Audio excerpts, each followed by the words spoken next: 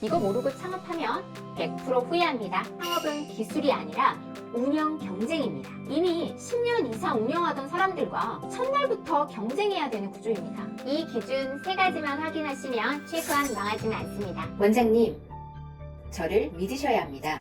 안녕하세요. 교육창업연구소 이도경입니다. 저는 20년간 교육사업을 운영하면서 수십 명의 40대, 50대들의 창업자들을 상담해왔습니다. 오늘은 40대, 50대 투자금 1억으로 안전하게 창업하는 방법 숨김없이 다 말씀드리겠습니다. 그런데 여기서 제일 중요한 게 하나 있습니다. 절대 하면 안 되는 창업. 요즘 40, 50대 창업 많이 고민하시는데요. 실제로 성공 좋은 질문입니다. 냉정하게 말씀드리면 창업은 노력보다 구조의 영향을 더 많이 받는 것 같습니다. 통계청과 중기부 자료를 종합해보면 자영업은 시간이 갈수록 절반 이상이 정리됩니다. 요즘 폐업하는 자영업이 얼마나 많습니까? 다들 뉴스나 릴스 보시면 다 아시죠? 즉 문제는 열심히 해서가 아니라 애초에 버티기 어려운 구조에서 시작하기 때문입니다. 잘하는 상태는 어느 정도인가요? 제가 20년 동안 현장에서 보면서 느끼는 것이 있습니다. 아시다시피 사업은 다 비슷비슷하잖아요. 종목이 다를 뿐입니다. 저희 교육업에서 보면 현장에서 실패하는 원인이 딱 3가지가 있습니다. 첫 번째, 경험 없는 업종 선택입니다. 사람들은 할 수 있을 것 같은 것을 고릅니다. 너무 긍정적으로 오픈만 하면 대박이 날 거라고 생각을 합니다. 카페, 음식점, 매장. 하지만 창업은 기술이 아니라 운영 경쟁입니다. 이미 10년 이상 운영하던 사람들과 첫날부터 경쟁해야 되는 구조입니다. 퇴직 후에 열심만으로는 해결되는 문제가 아닙니다. 평생 회사에서 영업하시던 분이 갑자기 치킨집 한다고 하세요. 이거 안 되는 이유가 뭐냐면요. 치킨 튀기는 방법은 한 달이면 배웁니다. 식재료 관리, 직원 관리, 원가 관리, 위생 관리 이런 걸 20년, 30년 하신 분들이 옆에서 경쟁하는 거예요. 두 번째, 감정적 투자를 합니다. 특히 카페가 그래요. 나 젊었을 때 카페에서 공부 많이 했는데 분위기 좋은 카페 하나 차리면 힐링도 되고 좋은 것 같은데 이러면 망합니다. 창업은 힐링이 아니에요. 전쟁이에요. 매일 원가 계산하고 손님 응대하고 광고하고 낭만 3일이면 사라집니다. 세 번째, 이게 제일 위험한 건데요. 퇴직금 올인합니다. 통장 잔고 영원 1억 있으면 1억 다 넣어요. 그것만 아니죠. 대출 받아서 2억 만들어요. 좀 더 멋있게 하고 싶은 거죠. 그럼 실패했을 때는요. 재기 불가능입니다. 40대, 50대에 빚만 남고 연금도 없고 경력도 단절됐어요. 이건 정말 하면 안 되는 거예요. 영업 40, 50대는 창업하면 안 되는 건가요? 아니요. 절대 아닙니다. 대신 기준이 바뀌어야 합니다. 열심히 할 수 있는 업종이 아니라 버틸 수 있는 구조여야 합니다. 제대로 된 기준으로 선택하면 충분히 가능합니다. 그 기준이 3가지가 있는데요. 이거 모르고 창업하면 100% 후회합니다. 40, 50대가 반드시 확인해야 될 3가지 기준 내리실 수 있나요? 네.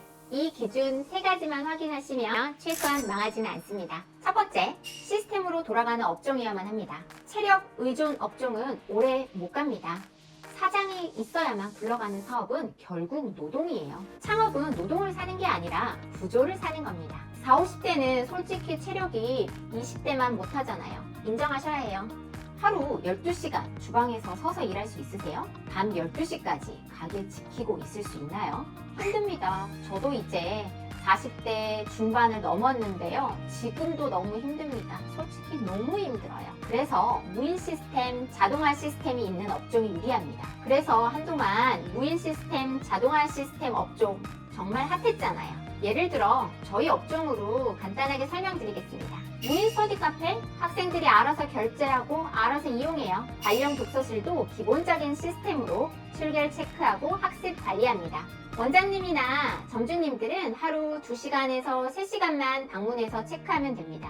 이게 40대, 50대들에게 맞는 창업이에요. 두 번째, 실패해도 다시 시작 가능한 규모의 금액만 투자하셔야 합니다. 중요한 건 수익률이 아니라 리스크 관리입니다. 첫 창업은